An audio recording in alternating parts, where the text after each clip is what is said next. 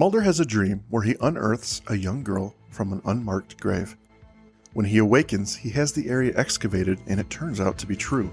His past comes back to haunt him when a serial killer's story hints at explaining Samantha's disappearance. This is not it. Tell me about this dream. I've had flashes of it 3 nights in a row. And last night it went on long enough to lead me right to her. I need the chest exposed. Yes, sir. It just takes a little time.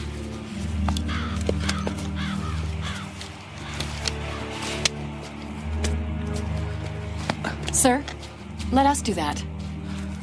Sir. Mulder, if you destroy evidence, we may never find out what happened here. I know what happened. She was strangled. He used an 8-gauge electrical cord. He took something from the body post-mortem, a trophy, a piece of fabric cut from her clothes, in the shape of a heart. You're saying you got all these details from your dream? No. I know this M.O. I know it from memory. Who's M.O.? John Lee Roach. Killed 13 8 to 10-year-old girls. This makes 14. Welcome back to the show, everyone. You are listening to This Is Not Happening, another X-Files podcast, with me, Andrew, and with my co-host, Mike. Mike, please say hello. Hello, everyone. Hello, Andrew. How are you? I'm very well. Good. But my heart is made of paper. Uh-oh. That's very strange. Pretty forced? Yeah. A little forced, yeah. Yikes. I don't even know what you were going for with that one. You know, sometimes the well, she runs dry. She runs dry. And the punnery has been lack as of late. It certainly has been lack. Yeah. Well, this is a favorite for some people. So I hope we do it justice. Paper Hearts. I don't know if you noticed, but I told everyone to buckle up because there was a lot of love for it. And based on, I don't know, and I'm gonna preface this, I don't know what you think, but based on our last conversation, I didn't get a good feeling. So I thought I would let the listeners know, buckle up, because I think we're in for something. So there might be some slaying of sacred cows here. I'm not gonna tip my hand yet, though. No.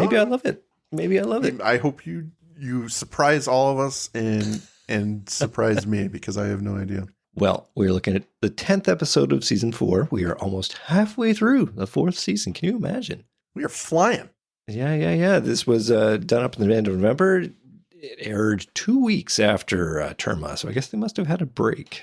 Maybe there's a presidential address or something. They were letting everyone try to process that story. Yes, probably. We need a break. We need a break from that one. Well, maybe Rob Bowman needed a break too, because he directed this one as well as Terma, so he had his hands full. This was written by Vince Gilligan, so I have high hopes. What do you have? I'm always excited to see Vince Gilligan's name. It has promise, this one. There's an interesting premise at work here. I will very much appreciate your thoughts on whether this is a mythology episode. Okay.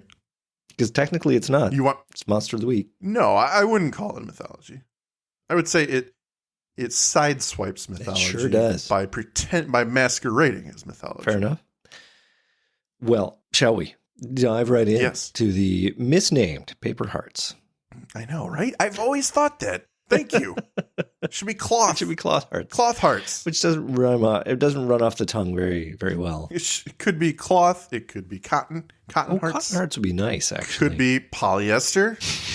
No, it couldn't be polyester. It doesn't breathe a lot, but I mean. I think it could be polyester hearts. Yeah, that's what it should be. It makes it a much better episode to call it polyester hearts. All right. It rolls off the tongue, that one. We begin with Mulder sleeping. And I should add that I didn't immediately know it was Mulder sleeping until I bumped the brightness and contrast on my copy, because it's just so muddy. A puddle. I don't know what it is. Maybe it's watching on our computer. It's harder than a TV. But anyway, I was like, what am I looking at here? Until we get to Mulder and he wakes up and we go, okay, he's sleeping. But he wakes up to see a little teeny red light on the wall. He watches it as it dances to Mark Snow's delightful piano and violin. It morphs into the word follow as it moves around the floor. Mulder stands and follows, and now we're outside. The light strikes the back of a white El Camino and turns into the words Mad Hatter. The light continues into a field at night, Mulder running after it until it settles onto a pair of trees and a leaf-filled gully beneath.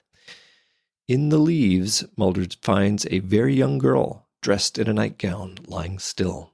The light settles on her chest where it turns into a small red heart. The girl is enveloped by the leaves, being swallowed up into the earth. Mulder awakens from his dream with a start, looking wide-eyed from his couch.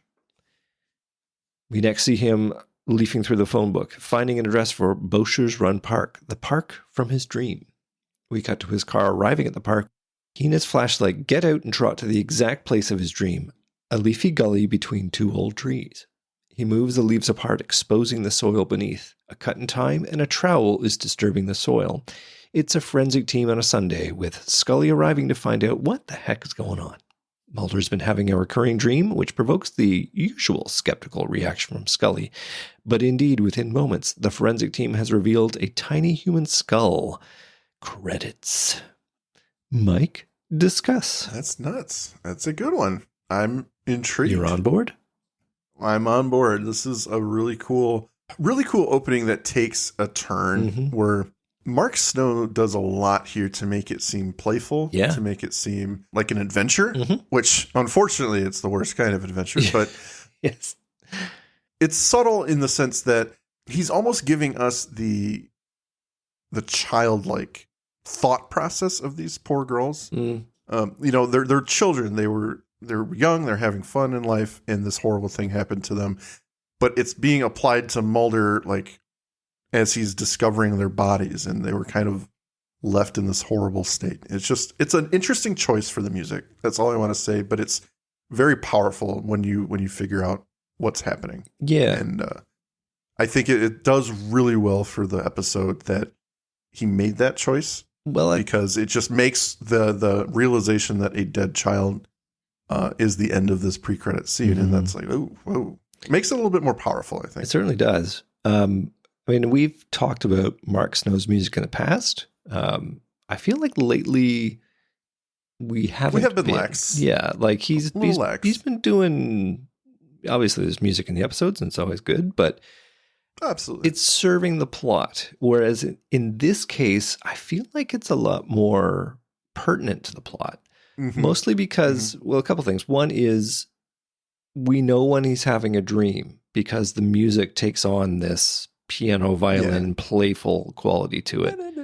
It is otherwise it's a somber music score, but when we get to this, we know, oh, he's freaking dreaming. And the other thing is the nature of the music, I think, is very in keeping with the Alice in Wonderland theme. It's got that playful adventure, which I like your point. It does liken to the fact this is childlike. So it's the juxtaposition between light and fluffy and childlike and the fact that the victims are children. Yeah. It's very evocative. So I'm on board so far. This is great. Yeah. Post credits, we are now in Boscher's Run Park. We do a little flyby the sign. It's in Manassas, Virginia. Mulder tells Scully the dream. He's had flashes 3 nights in a row, but he saw enough of it in his dream last night to lead him right to this location. Despite Scully and the forensic team folks telling him, just stop it, don't be digging this shit, he scrapes away soil from the body to expose what he knows is already there. A heart-shaped cutout from the girl's nightgown, a trophy taken by a serial killer Mulder had a hand in catching, John Lee Roach. Back in his office, Mulder gives us the background on John Lee Roach, a suspect Mulder profiled. Mulder concluded that the killer was a salesman who moved around a lot. Roach killed 13 8 to 10-year-olds girls, now 14, over a period of 10 years. They never needed the cutout hearts to get the case. They got him on polygraph evidence. I think maybe more than that. I think they allude that the polygraph sort of convinced them that he was telling the truth. Or that, he admitted to being the guy, but there must have been other evidence because I'm sure you don't just convict on polygraph. No. But Mulder was always bothered that they never found the evidence of these cutout hearts. Scully focuses on the positive. You did good work to catch Roach, and Scully wants to identify the girl so they can put her to rest. So how are you feeling so far in this whole lead into the plot? A little unusual for them, eh? Very unusual. It's not often we get to adventure into the minds of the agents. So it's an interesting opener for that. It's working for me so far because this case, okay, we now find out that this is a case that Mulder's been working on. He worked on it in the past. And that's not the first time they've done that. Yep. Here's looking at you, salamander hand. But this one does feel a little earned already. I feel like this is a really dark case for Mulder. So I do believe that it's been weighing on him because, it's dealing with children, dealing with innocent kids who have been killed and other things. And they never had the evidence that he really wanted. So I do believe that maybe part of him has always been trying to figure this out in some capacity. So far I'm on board. I like the idea that they didn't get that evidence. So it gives us somewhere to go for the episode.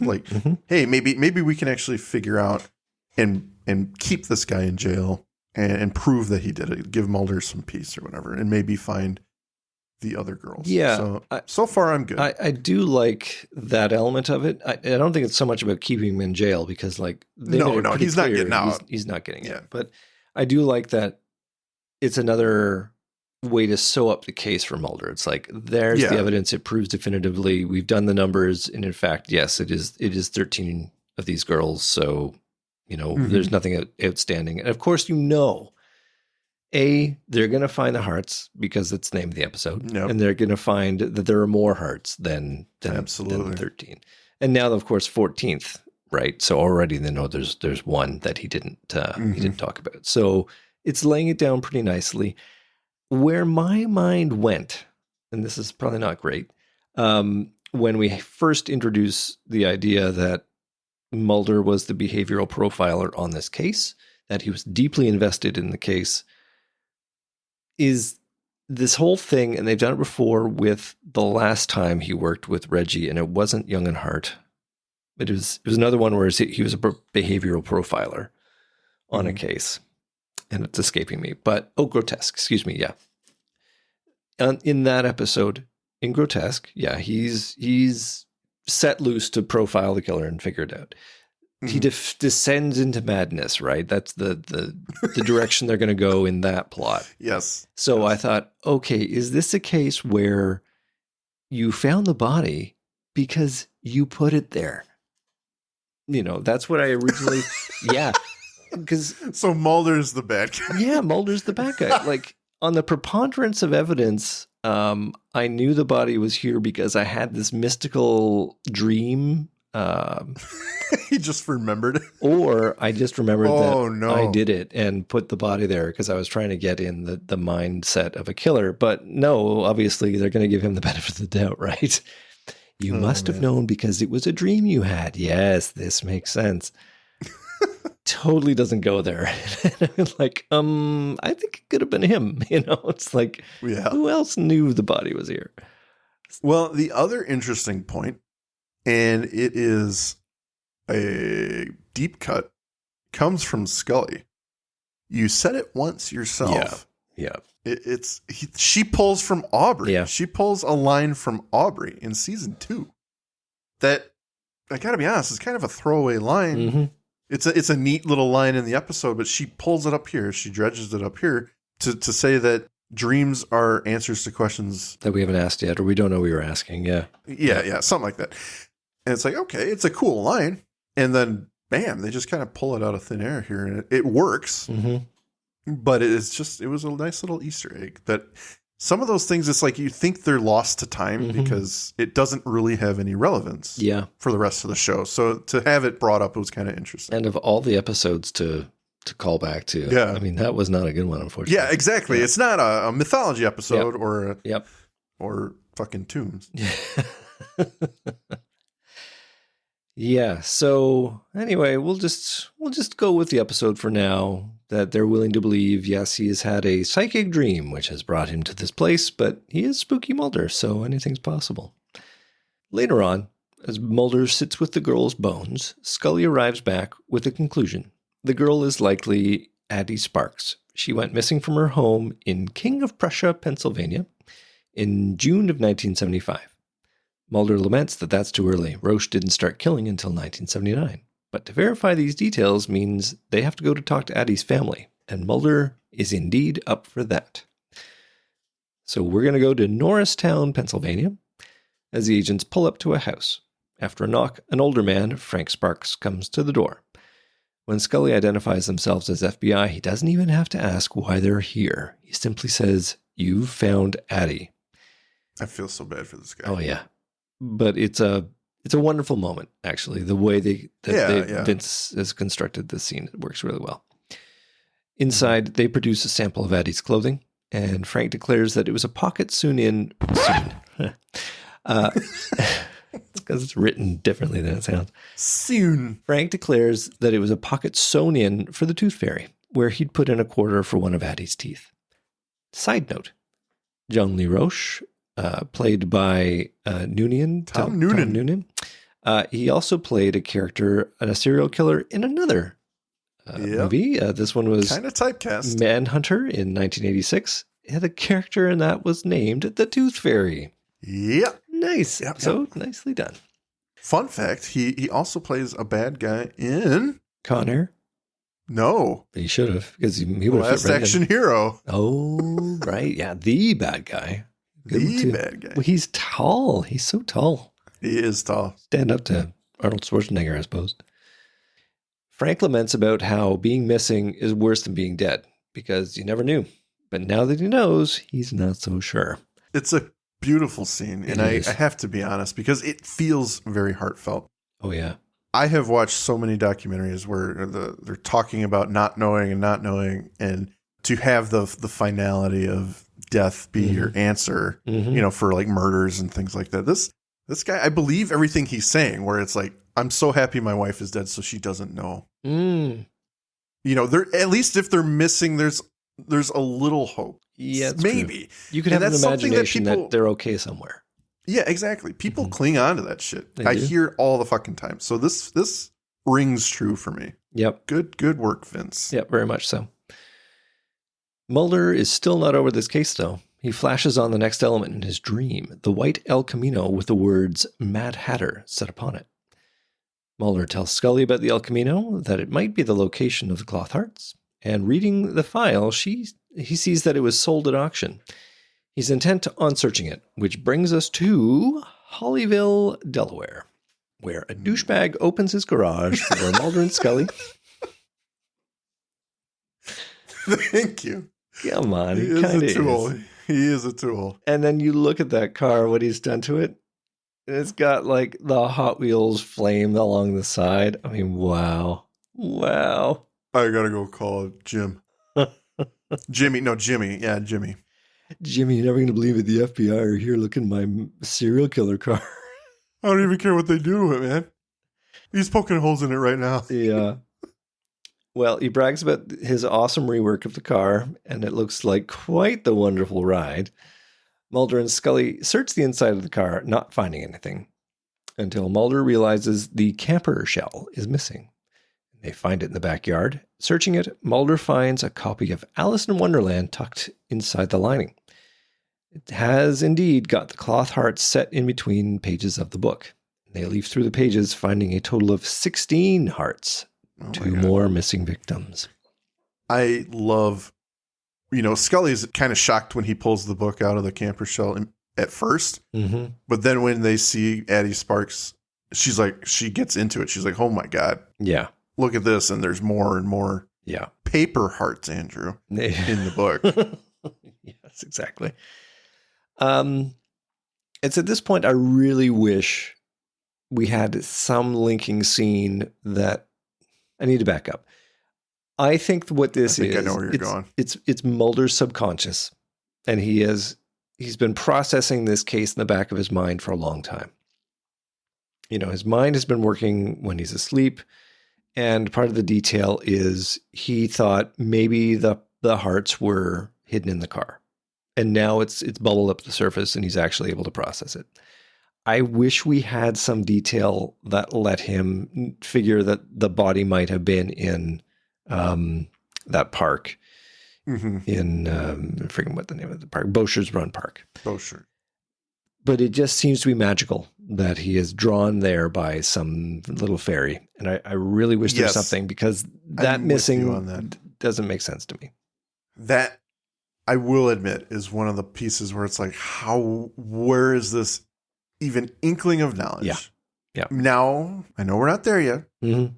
They do kind of explain it in a weird X-Files-y way towards the end. Yeah, and I think I know what you're talking about. I don't buy that either, but we'll get to it. I don't buy that either. Yeah. You heard it here first, folks. You heard it here first.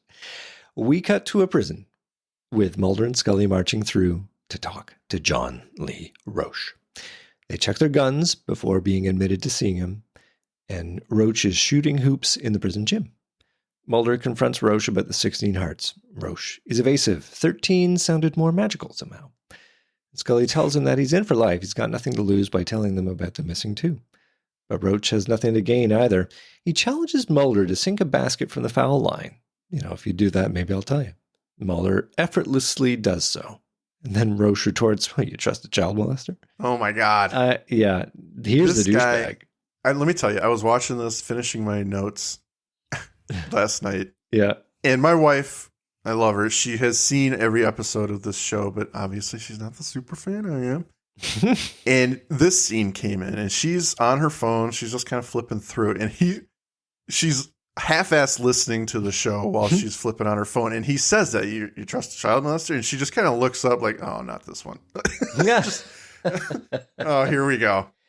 It is a tribute to Tom Noonan that he can evoke this reaction in you. He is disgusting. Yeah. And I don't mean that as an actor, as know. a person. This character is That's just so it. disturbing, and he plays it so fucking well. You'd spit on him on the street and then realize that, of course, I'm spitting on the character, not the actor. I'm sorry about that. Yeah. So he offers to tell them what they want to know if they bring him his hearts, and he leaves. So what a quandary. Do you cooperate with the serial killer, or do you say, fuck you, we're going to find it another way? I don't think they have a choice. I got to be course honest. not. Like, Of course it's been not just for the show, but it's been so many years, and this is the opportunity to give families closure and get one of a huge case some closure. So I got my doubts about why they're doing this case, other than Mulder's tenuous involvement way back. Like, I think they got other cases they could task him to do, and he and Scully probably got an X-File somewhere they could be pursuing. But I guess it's a slow time for the FBI, and they're like, no, but you go and do it. Mulder, he obsesses. There's no way he would work on anything when something like this is happening in his brain. I suppose. We fade to Mulder reviewing the collection of hearts, Weary. We see the return of the dancing laser pointer, complete with Mark Snow's. I should ask, did you ever have, in the late 90s, did you have a laser pointer? They were kind of all the rage. They were pretty big. I never really owned one myself, but I had friends that did. Late 90s, man. That's when the $10 laser pointer came around, and then you could get little, it can do little patterns and stuff. So I think Rob Bowman saw this and was like, oh, I got an idea for how we can shoot this. And it was admittedly quite effective. For what they needed it to do, it's cool. Well done. The transformation into words. Yeah. Obviously fake. Obviously computers in some respect. But you can do it with a laser pointer, actually. They had little filters. You can do that, but I don't think it would be that crisp and that clean of a switch. I could be wrong. I think you are, sir. I think you are doubting laser pointer technology. I could be.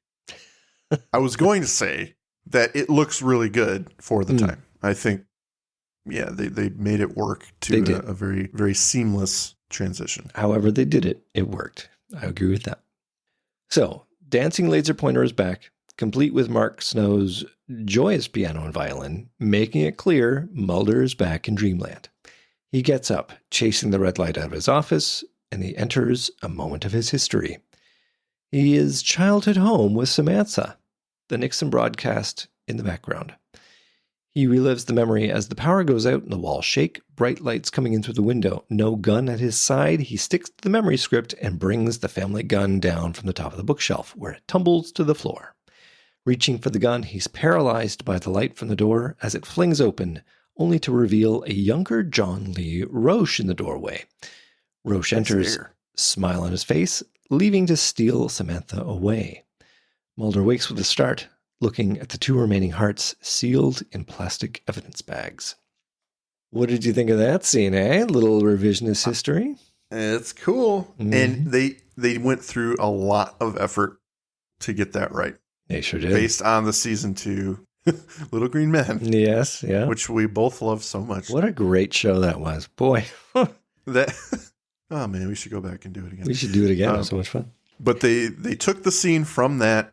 They intertwined bits and pieces like the walls and the pictures shaking. Mm-hmm. And with an adult Mulder and an older Samantha. But he even rips that gun off of the shelf the same way he did as a kid. So yeah. Like they put a lot of care to make it almost exact. Yeah. And I thought that was really cool. I agree. And then that fucking asshole smile that Noonan gives at Mulder. Like, I know you can't move right now and I'm about to ruin your life.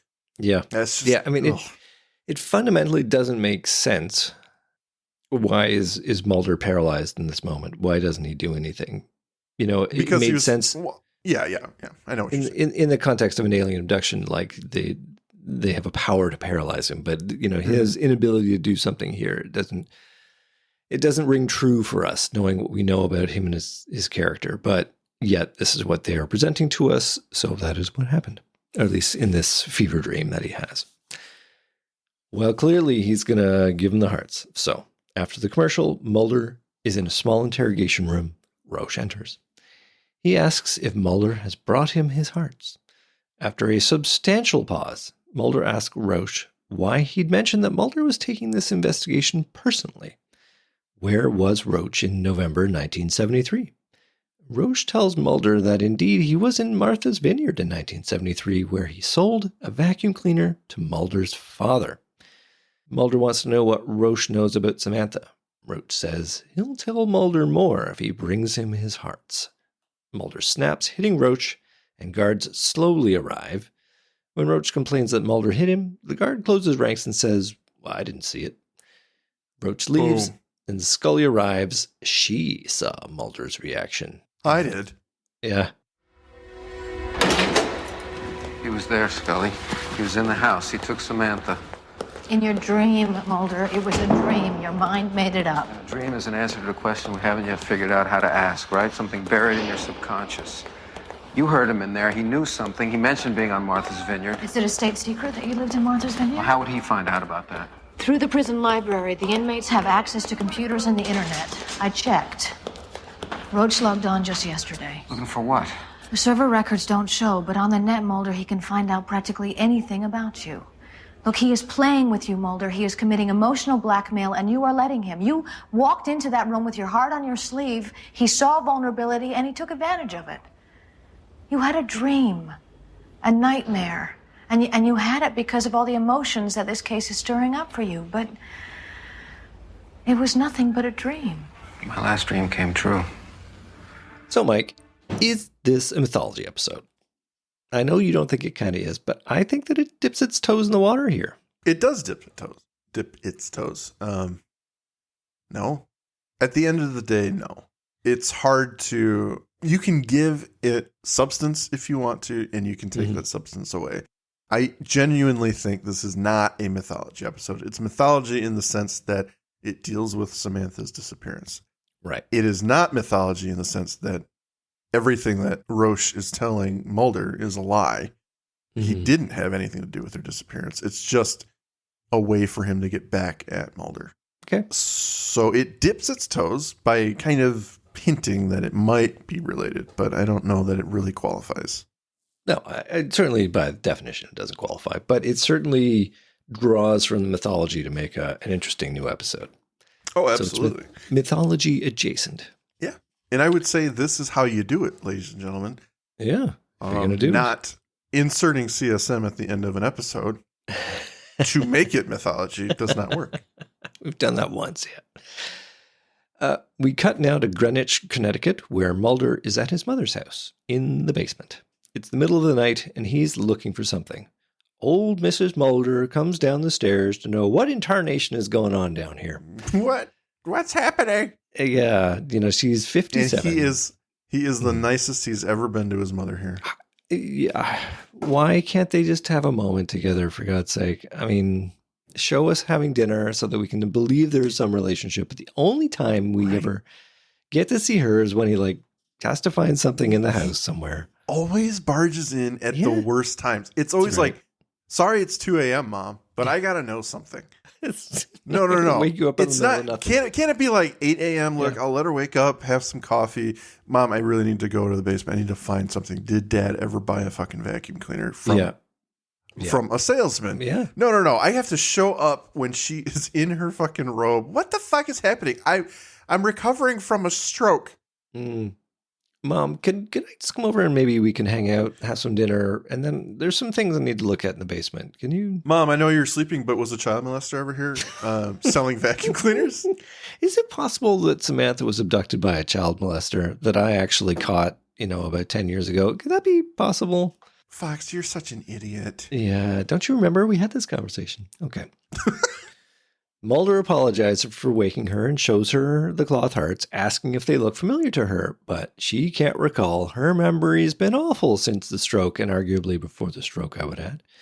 Yep. Tells her it's all right, it's just one more thing, and, oh, by the way, did old man Mulder ever buy her a vacuum cleaner? And of course he did. It's under the stairs. God. It's an Electrovac Princess, as described by John Lee Roche. Oh my God, it's real. So here's my question for you. Yeah. Is Roche making that up? Okay. Grand theory. Okay. And the only reason I asked that is because of the explanation that they give for the end of the episode. Okay. For the power of what's happening here. No, and I don't buy it. Don't buy it. Roche. Don't even go there yet. We'll get there at the end. Okay. I'll give you the competing theory that makes more sense, and we can delve into now as a theory, is that, we've had plot lines in the past where Cancer Man wants to discredit Mulder. They've poisoned his water, made him crazy so that, he'll sink himself. This is a pretty easy one. You give the tape of Mulder's regression hypnosis to Roche. You say, this is what happened to his sister. And guess what? Maybe, when the time is right, you can make it up that you abducted the daughter. Just go with that plot line. And then you can, he'll want you to get out and show you, and then you can take your opportunity to get away if you want. That's the carrot you dangle. Mm-hmm. And as a part of that, you simply tell him, oh, by the way, you were a vacuum cleaner salesman. Yeah, I've been in that basement, says Cancer Man. She's got an Electrolux Princess. Just say that his dad bought one. You're in like skin. That's a theory I would drop for you there. Interesting. Okay. Because the shit that happens at the end of this episode, it's lucky he's still got a job, much less, oh my God, the FBI. Don't get me started there. Exactly. We'll get to that. So that's as good as this episode is. Yeah. Just avoid some of those thought lines and you'll be all right. That's the only thing that kind of makes sense to me to explain this. And the vacuum cleaner moment, other than a giant ass coincidence. Everybody had the Electrolux Princess back then. That's the only thing that works for me. Yeah. It is a cool reveal though. Yeah, it was a cool reveal, and it certainly is enough. It is enough for Mulder to go, okay, we're gonna show him the hearts. He was hoping for anything else. Mm-hmm. Oh yeah. He was totally lying. We can walk away from this. We cut to FBI headquarters in the day, back in Washington. A mere 5-hour car ride, so clearly somebody's listening to me bitch about travel times. And you're in on the travel times bitching now, so we're a little club. Oh man, you say now? I've been in on it with you. I agree. This show is notorious for. In the beginning, you were like, "Don't look too closely. It's fine. Don't dwell on it." Was I? Yeah, a little bit. I think I was taken aback by the focus you were putting on it. Ferocity of my approach. Yeah, maybe. Because it started, I think, in season 2 with Colony or something like that. Oh, yeah. They were all over. I hadn't really thought about the bounty hunter getting places so fast. I was like, okay, you're actually making a good point. Well, now that I know how you felt in Terma, I'm surprised that you weren't more attentive to it. Yeah, that's true. Although in Terma, it was pretty freaking egregious. All right. Anyway, we're back in Washington. Mulder barges into Skinner's office, noting that his access to Roche has been restricted. Skinner reveals he knows all about Mulder's punch-up with Roche, not from Scully, although you should have, but because the interaction was videotaped as per prison policy. Mulder reveals his suspicion that Roche may have abducted Samantha, which doesn't really help his case. Skinner remarks correctly that if that's only more reason why you shouldn't be on this case. Scully makes a pitch that there are still 2 more missing victims to locate and that Mulder is uniquely positioned to be the best lead on this case, to which Skinner rolls over and lets them go back to the case with some harsh words about treading lightly. Where in any other police procedural, a competent director would friggin' assign the case to another impartial agent to run. Am I right? Nope. This is above board. This is how you do it. Yeah. You pinky swear. You're not going to be a good boy, right? Yeah. You're right. Just don't hit him again. You can stay on the case. Oh, God. My wife brought up an interesting question last night. Okay. She said, so how did Skinner find out if Scully didn't tell him? Which she acknowledges. And those guards aren't saying shit either, They right? weren't going to say anything. Yeah. So was it like the camera guard who's like reviewing the day's tapes for some reason? Hey, wait a minute. I'm going to send this to the FBI. He was sniffing out a promotion. He wanted to send it up the ladder and show that he's a good guy. And he's a Roche booster. Right. That guy's a Roche booster is what he is. He's like, that guy Roche got a raw deal. He shouldn't be treated like this. I didn't get that Mulder guy fired. Oh, boy. So, yeah, it was an interesting question. It is indeed an interesting question that will never be answered. We are back with another interrogation between Roche and Mulder. Roche says he won't talk if Mulder hits him again, to which Mulder does not agree. He doesn't disagree either. He just doesn't say anything. Instead, he produces the 2 remaining cloth hearts. And Mike, I swear to God, I thought we were going to have a moment where they were not the right hearts. You know, they were cut from his Bills jersey or whatever. You know, he'd be like, those aren't the ones. Wrong. Yeah, exactly. Son of a bitch. You're a fake. I'm not talking to you if you're going to hit me again. No, you don't get to touch them. They stay in the bag. Name them. Well, I think you know one of them already. Prove it. Watergate was on TV. You and your sister were sitting in front of it, playing a board game with little red and blue plastic pieces. And you wanted to watch a TV show, the one with Bill Bixby. What the heck was the name of that thing? How could you know what I said? I was watching from the window. I was very careful. If that's true, tell me where my sister is. Pick her out. What? You choose the one that was your sister, and I'll tell you where she is. I mean, come on, it's a 50-50 chance. Either way, I'm giving you a victim.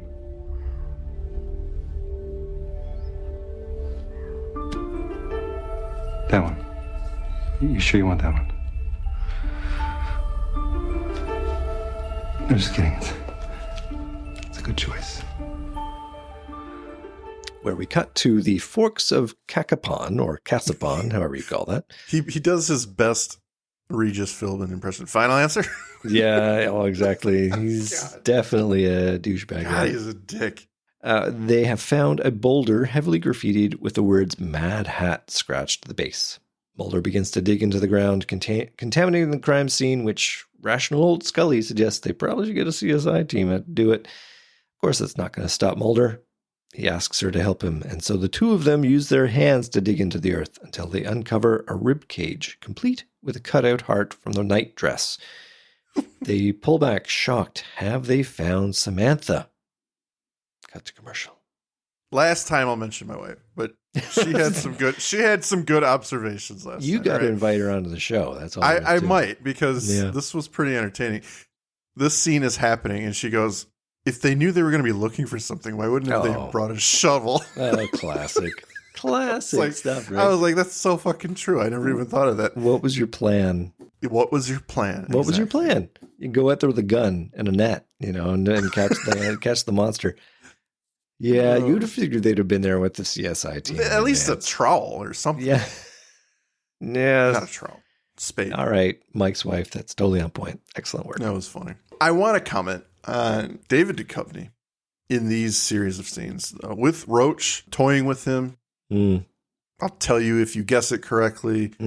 His heart is on his sleeves, and he's digging at the dirt with you can see the vein in his fucking temple. He is so paralyzed right now. Like he doesn't know what to think. He can't think straight.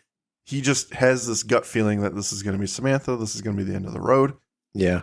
And then it goes into the fucking autopsy type scene where he is investigating the collarbone. Yeah. Mm-hmm. And he's grasping at sanity with Scully. She's like, this is not her, right? Tell me this isn't her. She broke her collarbone.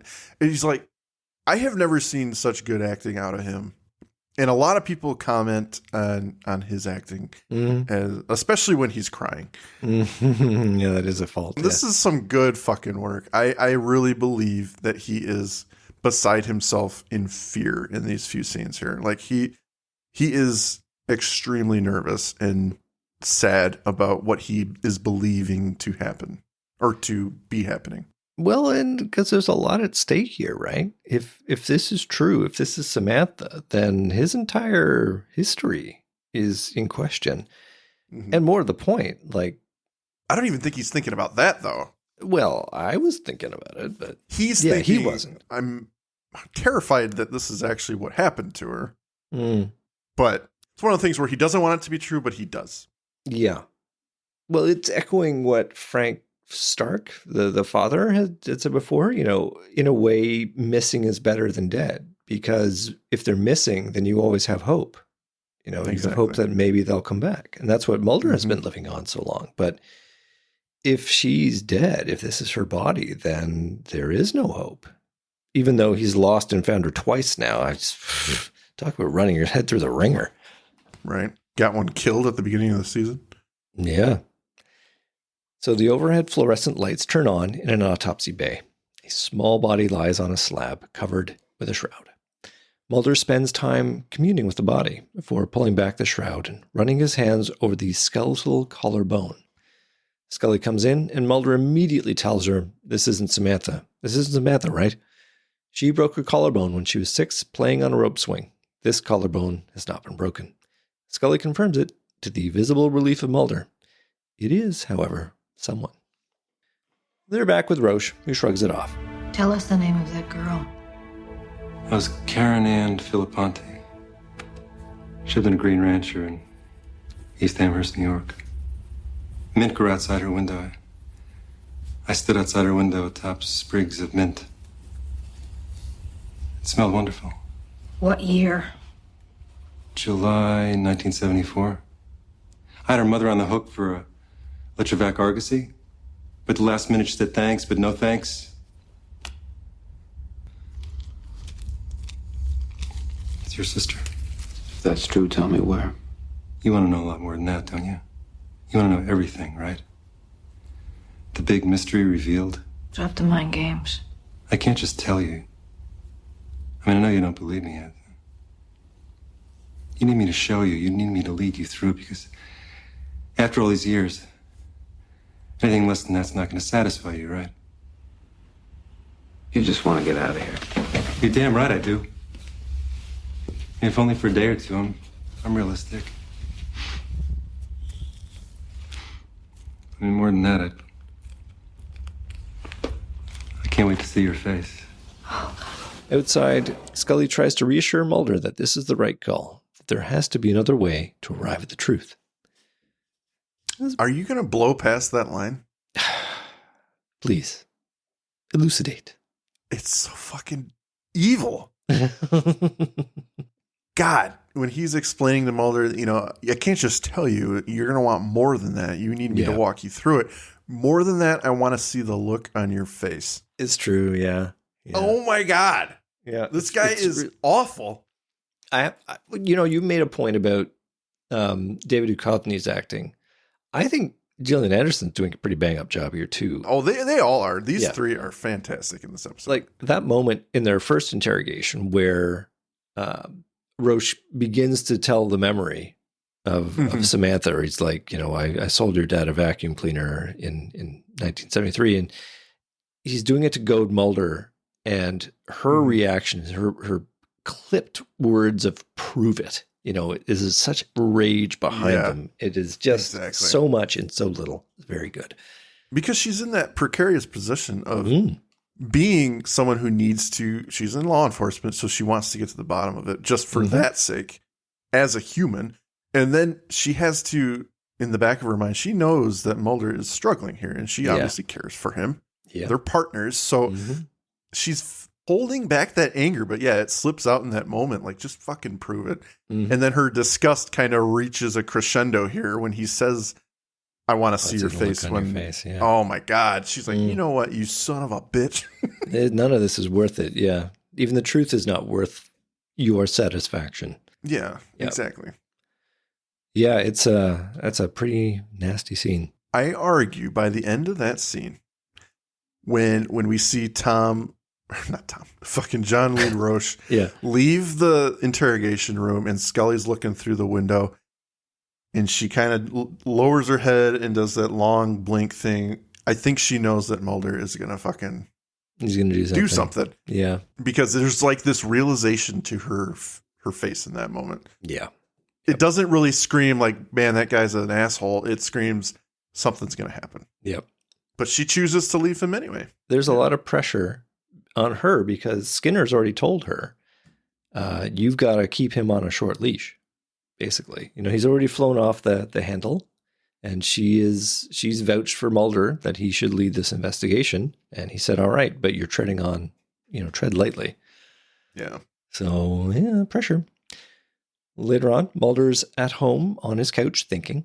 He changes his mind, calling the prison and getting a removal order. We cut to Mulder and Roche on a plane. Roche is dressed up for travel, but he's handcuffed. He asks to use the washroom, and Mulder allows it, and they are briefly separated by a convenient drinks trolley. And Roche showcases his extra creepy side by chatting up an 8-year-old girl on her first flight with her mommy before Mulder can catch up with him. No, thank you. Yeah. We cut to Scully in Skinner's office later, where Skinner is not impressed that Mulder has managed to convince a judge to release Roche on an emergency basis. Skinner reminds Scully that it was her responsibility to keep Mulder on a short leash, so she's in Skinner's bad books now. But she knows where Mulder is headed, Martha's Vineyard. Skinner's going to be the one to catch up with Mulder, not Scully. You blew it. Oh my God. Look, I understand why Skinner's angry. He fucking checked out a predator without authority to do so. You think there should be some repercussions for that? No, that's all right. You get one. Fair. One predator. Please, you get one. You get a career one. One per agent. Yeah. This is the freebie predator you get for your career. No, but I feel bad for Scully because Skinner's a little unfair here. She said she left him for the day. That could mean many things, but most importantly, it could mean I have to go home and go to bed. So if she left him, let's say she left him at 8 o'clock at night, she still overstayed what she was supposed to, but he's telling her that she fucked up. And it's like, what is she supposed to fucking babysit him? He's a grown-ass man. You yourself said at the end of that last scene, she knew something was not right. She did know. I think she knew. So you think that she willingly let this happen? I think she willingly... I'm not saying I know for sure she knew, but that look on her face looks more like something's going to happen if I fucking leave. Unless like, wow, that John Lee Roche is a douchebag. I'm just saying, everyone in the audience, go back and look at her watching Roche through the glass. And when that scene ends, it looks like something's going to happen. That's just the way I perceive it. I don't know. But to be fair, I think Skinner is making an assumption. Is she really tasked with babysitting him all hours of the day? I'm just saying, it's a little...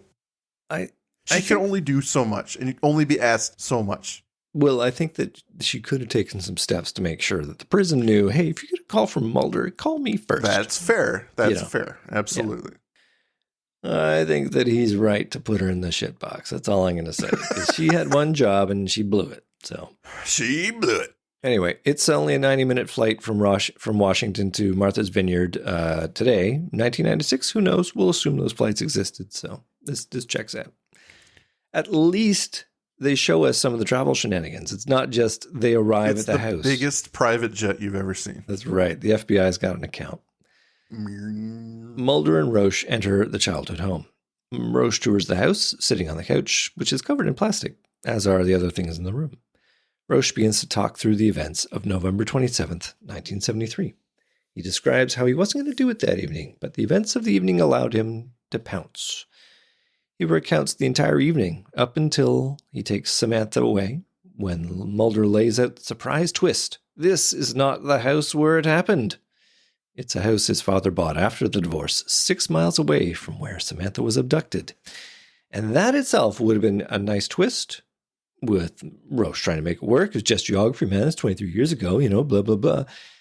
But that's not enough scene for Vince Gilligan. Mulder goes on a rant, explaining how Roche must have gotten into his dreams. A nexus was connected that allowed him to have a vivid view of the memory. Anyway. I sense the sentiment towards this episode taking a dip. It takes a bit of a slide at that point.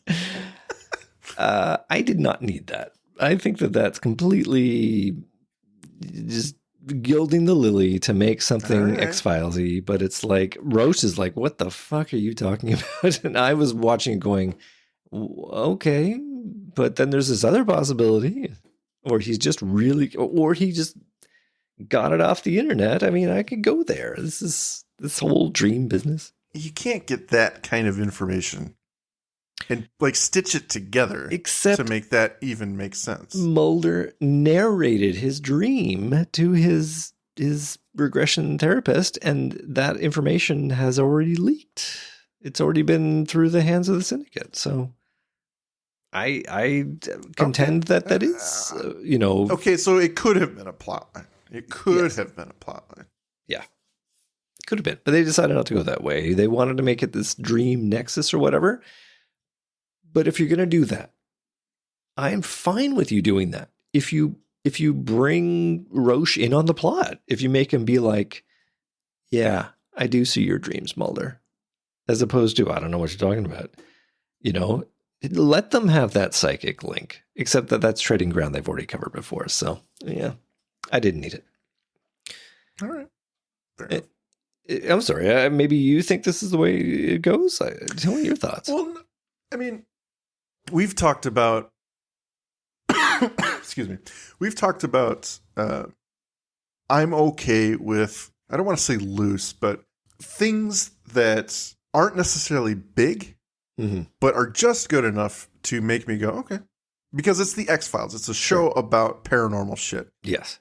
I can believe, for some reason, these two, Mulder spent his part of his career hunting this guy and developing a profile and getting inside his head, that through that somehow maybe in their interactions together, there was some weird mental bond that formed. It's good enough for me. And I've used it in the sense, I've used the example before where in Mind's Eye, where the blind woman's mother was killed. She was pregnant at the time with her. And because of that, in the act of such a violent thing happening to her mom in the womb, there's some weird connection that was formed with her and the killer. It doesn't make any fucking sense, but it's okay. It's enough to hang on to. I can buy it. It's enough to hang on to.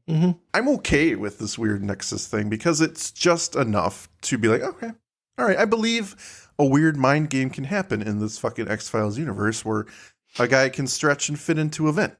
Like, Oh, sure. But it doesn't overdo it. But that guy in question, he's in on the plot. Like, it's a power that he has, and he's aware of it, and he uses it. But in this case, Roche seems to be completely on the outside and incredulous to it. And he's not. You don't think he's trying to save face at all? I think that the way he plays it is very much like, what are you talking about? This is what happened. He's got a story and he's sticking to it. But, Mulder's the one advancing this theory, and Roche is like, well, I don't know what you're talking about. All right. I don't know. If he's the salesman that he appears to be, then he could have taken advantage of that too. He would have been like, yes, we do share this bond, and that's another reason you should let me go. Mm-hmm. But no, that makes sense. I do like your syndicate idea. I think that makes more ladies sense and to me, gentlemen, that one. would be a little bit cooler than, a little bit more believable than the poisoned water thing. Well, although I love the poison water thing. Oh, it's fantastic. Yeah. But yeah, I mean, a plot like this where they rope in one of Mulder's old cases, hey, you're a bad man, and we're going to work with you to make Mulder fall apart. We don't want him around anymore, but we can't kill him. So we're going to make him go insane by fucking having you fuck with him. Think that you abducted the daughter. Yeah. Yeah. And you know how you start that off is a body was discovered in Bosher Run Park. Not that he discovers it through some psychic thing. It's just a body was discovered. The nightgown had a heart cut out of it. Oh, it looks like this. Or they do it. They cut the heart out. Yeah. However you want to do it, but it's not Mulder discovering the body psychically, which I find is kind of problematic. But anyway, enough fixing the episode. Shall we start descending for a landing here? Because let's all right. do this. So, Roche, enjoy your last few hours of freedom. First flight's at 6 a.m. Here we go. And we cut to their hotel room later that night. Mulder's awake. He's looking at the heart while Roche sleeps.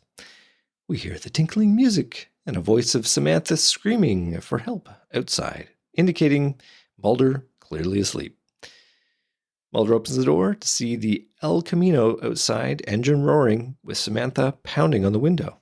Frantically, Mulder sees that Roche is still asleep, so he takes the chance and runs outside, pounding on the window to free Samantha. He finds the keys to the car, opens the door, and pulls Samantha into his arms, a wide smile on his face. He then sees the red light on the car, which transforms into the word bye, and the car tears off. Samantha has disappeared from his arms, and a knocking on the door wakes him. A bleary-eyed Mulder on the desk that he's fallen asleep at, his hands handcuffed to the leg of the table. Oh, no! Let me tell you, that is one hangover that you do not want to be a part of. That is a career-ending hangover right there. Yeah. You would imagine. Yikes. That's a life in 20 kind of hangover you've got. The look on his face is like, I'm fucked. Yeah, exactly. Well, Scully and Skinner are there trying to make sense of what's happened, but Mulder can't. Roche has escaped with Mulder's phone, badge, and gun. Skinner is pissed, remarking that God only knows where he's gone and how much of a lead he has. But Mulder has an idea. The little girl on the plane. Because that's the only 8-year-old girl possibly available to Roche in the entire state. Obviously, right? I'll admit. That's a tough one. That's a tough one. But, come on. She's pretty cute as 8-year-old girls go, so yeah. I think it works better as a realization. And what I mean by that is, as somewhat ludicrous as this is, that he's going to waste his time trying to impersonate Mulder and find a specific kid. Yes. The realization when Mulder is on the phone, he's like, an agent Mulder just called 10 minutes ago. Asking the same. That's the cool part about it. It's convenient for the plot. Yeah. It is convenient for the plot. I will just point out that I didn't do the math, but the population of Massachusetts is probably pretty big. It probably has quite a number of 8-year-old girls, a variety of makes and models. So, there's a target out there that is probably a little easier to get to. And I do like that they point out that they know he's going to get caught. Like, he knows he's going to get caught. All he has to do is delay. You know, he wants to have an adventure while he's out. You know, he wants a little fuck you to the cops. Yikes. He knows he's going to get caught. So it's how much damage can you do before he gets put away? So that is okay. I like that we have a time limit there. He's not going to try and escape to Mexico because that's impossible now. Mm-hmm. So I'm okay with this. It's just the fact that they're going to pick on the 8-year-old girl that we have seen so far on the airplane. Yeah, I've made my case there. Yeah. And my point now is also, why on earth is Mulder still on this case? He has demonstrated his complete ineptitude and unreliability, and yet he is still somehow being given some authority to do anything. I suppose because he saved face by identifying the victim to be here so quickly, they're willing to give him a pass. You know, it's just, you fucked up, but all right, you've identified him where he maybe is, so we'll keep you around. But if I was Skinner, I'd be like, you fucking go to the office and lock yourself in, because my God, man, what you've just done here. We're going to have words. They rush to the scene of the new Friends daycare in Swampscott, Massachusetts. A mere 3-hour car ride away, just saying. This lady needs to get fired too. Yeah. Although, did you look at the picture on the FBI badge? Not alike. Not alike at all. His thumb was over it. Andrew, do you recognize this lady? I don't. Where was she from? She is Jane Perry, and we saw her in Travelers as the secretary who deals with the X-Files. No kidding. Yeah. I want to point out she is a well-known and wonderful voice actor for a lot of video games out there. And I believe she was the star of Returnal. I don't know if you heard of that game, but it came out a few years ago. Very, very popular, very successful game. And she's awesome. Mike, did it have a good soundtrack, that game? Oh, maybe it did. Maybe it did. Will we be hearing about that game in an upcoming edition of Chip's Groove? You very well could hear it. Well, Chip Groove's Radio. Listeners, you heard it here first. Please go listen to that show, too. Let's talk about the firing of the daycare owner at at the new Friends daycare.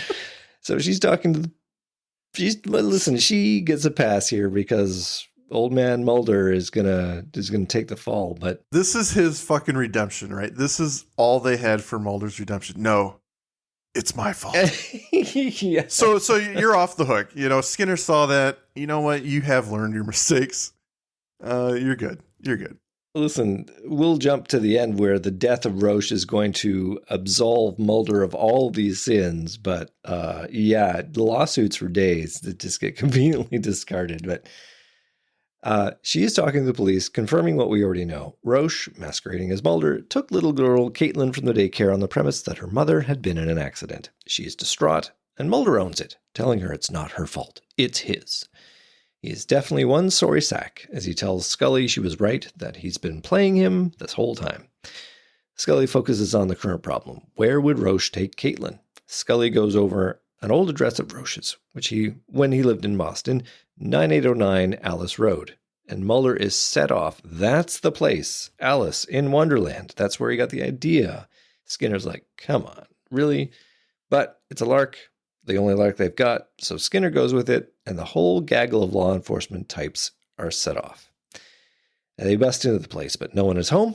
Mulder takes another bold assertion. Roche never took anyone here, as he looks out the window to see some kind of big installation behind a metal wall across the way. And for some reason, he knows this is where Roche went, and perhaps took all his victims, and the team heads on over. Mulder's on his own now. Again, the latest in a series of not great ideas, for a variety of good reasons. And he climbs over the wall to get to the other side. It's filled to the brim with old city buses, parked cheek by jowl and rusting away. Mulder pulls out his backup gun and walks through the buses until he hears a child scream in the distance, and he breaks into a run. He sees one of the bus's antennas moving, and he moves towards it stealthily. He walks into the bus to see Roche and Caitlin in the back of the bus. Mike, did you have any comments before we lead into the end game of this episode? Only the whole Mad Hatter thing. I'm not. I don't get it. Yeah. It doesn't make sense. I don't say it doesn't make sense. It's just loose. It's tenuous. It's very loose. It's tenuous, and it's like, okay. So he was obsessed with Alice in Wonderland for whatever disgusting reason. He called himself the Mad Hatter. Okay, I believe that for whatever reason he's obsessed with that. He lived on Alice Lane. Okay, so maybe let's start there. But I would have preferred an eyewitness sighting that.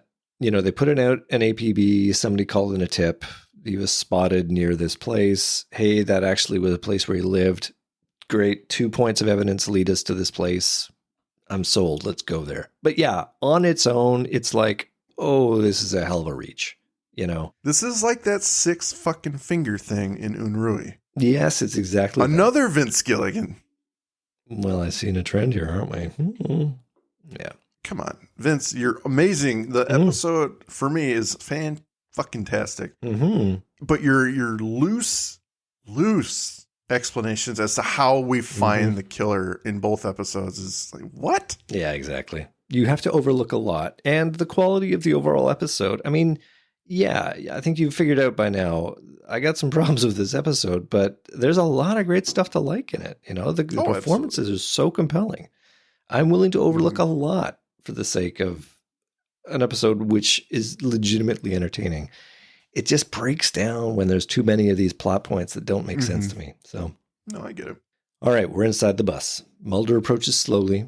Roche tells Mulder that maybe he's starting to believe in that nexus Mulder spoke of. He always seems to find Roche. And that's all we get. You know what? You're right. I give up. That plot point just ends right there. Here begins the classic hostage showdown. Mulder asks Caitlin to count 20 out loud. Roche has nothing to lose and can still offer Mulder the location of the last body. Is he so sure it's not Samantha? Skinner and Scully arrive, covering Roche with their guns. Mulder holds Roche at gunpoint, his determination wavering. Mulder sees Roche's finger begin to tighten on the trigger, and he shoots Roche in the head, sending Caitlin in a screaming in terror, probably into years of analysis, and leaving Mulder with Roche's dead body, and presumably a huge pile of paperwork. Goodbye, Tom Noonan. You want to talk about therapy? So, yeah. This is the end of the episode. We fade into the future, with Mulder sitting in his office at his desk. Scully enters, looking as forlorn as Mulder. She's got some lab results in the fabric of the last heart. It fits the timeline of Samantha's abduction, but there is nothing more to know. Scully suggests Mulder goes home and gets some sleep, which is a pretty good gag our heroes share a little laugh at. Womp womp. And a hug that will send shockwaves through the shipper community. Scully leaves Mulder, who takes the final cloth heart, puts it in his desk drawer, with Samantha's theme playing us out to the final credits. All right, Mike, go for it. Well, all I was going to say about that last scene, and maybe about the ending of the episode in general, is, lawsuits. Mulder... Where to start? Should be fired for this one. Oh, yeah. I'm not saying that because I don't like the show. I'm not saying that because I want it to end. Just imagine any other agent but Mulder, who we love, doing this shit. It's like, yeah. Oh, no. Wow. Yeah. This one's rough. And not only is he putting people in danger by doing this, he's getting that poor lady fired because she's a thick brain. And then, this poor girl. I don't believe anything happened-ish to her. Oh, no. It looked pretty damn chaste for an assault, yeah. Yeah. I don't think he had the time, so thankfully that did not happen. Mm-hmm. But all it's going to take, let's pretend she doesn't even understand the situation. Mm-hmm. She was just taken. Mm-hmm. All right, that's therapy right there. Mm-hmm. All it's going to take is when she's a little bit older, is for her to either Google this guy or have someone tell her this is what his goal was. Mm-hmm. And then, remember he had his head blown off by the cop? Yeah. Right next to me. It's like, this poor child. Yeah. Man, I don't think you can really talk your way out of protecting Mulder in this. Or into protecting Mulder in this. She will never be able to count to 20 again. No. She always starts at 21 for some reason. Yeah, she just skips 1 to 20. It's the weirdest thing. Can you count 1 to 20? 21. No, 1 to 22? 20. That's what I'm No, doing. no. Yeah, I don't know. For the record, fantastic episode. The performances in this are astounding. I forgive a lot. I forgive a lot based on that. Yeah. And as much fun as I was having with this firing thing and, Mulder shouldn't have a job and whatever, I still overlook it. And the tenuous relationship between the Mad Hatter and Alice in Wonderland and whatever. Mm-hmm. Not enough to knock this episode down. And I don't think it's enough to objectively knock it down. I think on a whole, X-Files fans love that episode. I agree. There's good reason behind that. And it's just a force to be reckoned with in storytelling and in acting, despite the fact that the ending is like a little over the top. It's almost like Howard Gordon stepped in at minute 30, right? Let me give you some script notes here, yeah. Let me tell you about it really cool. What if he got him out of prison and they went on a little trip together? Yeah. Yep. I mean, if we're just going to sit on that for a minute, the elements of this which should punish Mulder in some way. The question is the assassination of a prisoner that he checked out. That is the real crime here, if you want to be that. That is tough too. And losing him should lose him his job, but then the slaying of this guy, like I just imagine the episode where he's prosecuted for this and they basically railroad him. We've seen it before in the movie where, he is the hero for saving a whole bunch of people, but yet they railroad Mulder and Scully by saying, no, you messed up somehow, or at least you were the problem of this. And then they got to go defend themselves. So it's like, all you'd have to do here is say, so you had an antagonistic relationship with Mr. Roche, right? Yeah, he may have abducted and killed my sister. Oh, okay. So you checked him out of prison, took him back to your childhood home, let him go, quote unquote, and then found him later and shot him to death. Mm-hmm. Seems a bit suspicious, Mr. Mulder. Can you elaborate? And I do want to piggyback on that and say your little syndicate theory would work out pretty fucking well here. What a great episode, right? They've effectively gotten him out of the FBI. And then the whole... That could have been a whole arc. Arc. Double header right there. Amazing.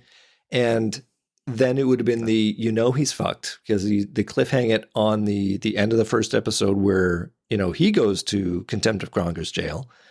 Mm-hmm. And then it's the question of how do you prove the innocence? Then it's the unraveling of the plot. You realize that somebody gave the tape to John Lee Roche and that he was lying the whole time. And okay, they release Mulder. And now they got to find out where the leak came from. And then, I don't know, some other great reveal happens. And it's a great episode. But this, I don't know, they packed a lot in. Always this idea of like trying to sideswipe his personal history and make him, reevaluate what he thinks he knows. There's some great stuff there about the nature of memory, but this whole business with the laser pointer and stuff, I just like, okay, if that's his subconscious, then you need to give us the elements which allow him to have that knowledge. And they don't completely follow through there, which bothers me. That's fair. I mean, I would have appreciated that thread to be like, how did Mulder know? Yeah. And the only way we can conclude is that because their minds are intertwined, is that he's seeing what Roche knows. Yes. And that's really all we got. So that's how Mulder found the gravesite of the first victim. Yeah. Well, but we've done that in previous episodes, and they really don't like treading too hard on ground they've already covered. So I'm not surprised they didn't go there. Yeah. The only other thing I wanted to say is the real star of the show is Tom Noonan. Oh, fuck yeah. Yeah. I mean, portraying... Stole the show. Yet another well-acted and well-developed serial killer in the same vein as Donnie Pfaster, Gerald Schnauz, and Luther Lee Boggs. I mean, all amazing characters, and they're all serial killers. So, I guess that says something about the late 90s. Fertile ground the show can't get enough of, and as a plot device, works real well. But problem for me, Well, one of them. The episode doesn't take advantage of the unique development it offers. The idea that Mulder's whole backstory is unreliable, despite all the evidence of aliens, the clones of his sister, that he's already experienced beyond a reasonable doubt. The nexus between Roche and Mulder is tenuous at best and probably doesn't need any time. As with most great X-Files episodes, simpler is better. What do you say we go to listener comments? I think they have much better things to say about this episode than we do. So yes, let's. Whoa, include me in that. Nice try, though. All right. Are you ready? I'm ready. Well, why don't you start? All right. So Emily Messenger says, I've been waiting for this. 3 exclamation points. Points? Marks? Marks? Points. They could be Points. either, actually. English is an Points. interesting language. I posted a long diatribe about the similarities between Aubrey and Paper Hearts way back in y'all's season 2, and I'm going to paste it here. But along with that, I will also say that John Lee Roche is a top-tier monster. I still remember being shocked watching this live as a kid when Mulder shot him in the head. Can I call attention to something real quick? Mm-hmm. They did a good job with making that scene very visceral. Absolutely. Nice pop of the gun. Sounded very authentic to the scene. Yep. Tinnitus in Nice. everybody's ears. Yeah. Absolutely. Mhm. But, you know, the splintering of the glass behind him, the gunshot wound, the blood, there is no gunshot wound on his head. It is true. They're missing the It's entry wound. very unfortunate. Very unfortunate. That is a miss. So to finish this Maybe Roche comment, played dead and he managed to make the glass splinter behind him. Maybe he's still alive. he probably is, Caught up in unfortunately. the moment. So she here posts her old comment from season 2. Listening to the Aubrey episode right now. Nice job, guys. Oh, I love the And place. I'm struck by Mulder's line about why BJ would drive her car into a field the size of Rhode Island and for no rhyme or reason dig up the bones of a man who's been missing for 50 years unless there was a neon sign saying dig here. Fast forward 2 seasons to Paper Hearts and that's pretty much exactly how he finds the remains of Addie Sparks. And in the episode Paper Hearts, Scully references Mulder's line from Aubrey about how dreams are answers to questions we haven't yet learned to ask. Very cool connections between these 2 episodes that I somehow never picked up on in the last 26 years. Wow. Good stuff. That is Very good stuff. amazing. Yeah. I had forgotten that it goes both ways. And Yeah. yeah. I mean, she fucking, BJ dreamt it. Mm-hmm. She dug. Yeah. Well, Emily's a bigger fan than I am, clearly. Hi, this is Mike just breaking in while I edit at work. Excuse the audio quality. I think we are all bigger fans than Andrew. Burn. Dean Roberto says, Paper Hearts is my all-time #1 X-Files episode. Tom Noonan, utterly awesome. Episode is near flawless. The only issue I have, are we sure Mulder can sign out a convicted child murderer that easily? Yes, we are. The episode says that an emergency situation, the FBI can pretty much do whatever the hell they want. That's how I read it, at least. Yeah. It's a great point, and I think we covered that as well. It's what the fuck, man? Oh. I mean, there has to be at least a chain of we got to get this cleared. I don't think any FBI agent can just call up the prison and be like, "Hey, I got to let this guy out." You know what it is, though? It's like every time they do a telephone trace, Yeah, it takes as long or as as it short needs to. as the episode demands it to be. So in this case, getting an emergency order can take weeks or it can take seconds, depending on what the plot requires. Right. Yep. So Sarah Lee says, biggest gripe about Paper Hearts is probably the Alice in Wonderland connection. Correct. Just seems thrown in there, no significance whatsoever, and no evidence or emotion of any sort of theme from Roche himself. What gives? The basketball shot, though, is choice, and the pacing is great. Makes it seem like a longer, richer episode. Excellent comments. Yeah, very much so. I think the Mad Hatter crap was simply that crap. Yeah. They didn't need it.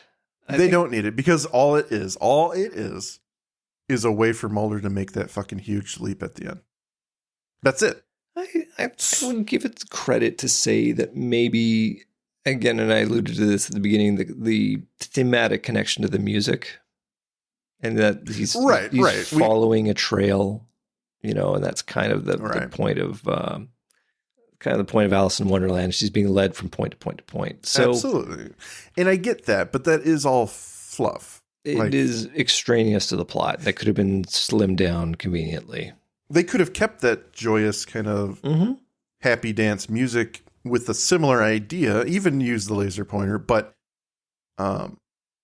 because, like I was saying, it's got to do with kids and this horrible situation that's befalling innocence. Yeah, it works. And I think it works in both ways. And would it work better if they just didn't do that tenuous connection at the end? I think, yes, absolutely. They could still do the Alice in Wonderland thing without that connection at the end. Because they use the book, the paper hearts are in the book. It's a nice visual.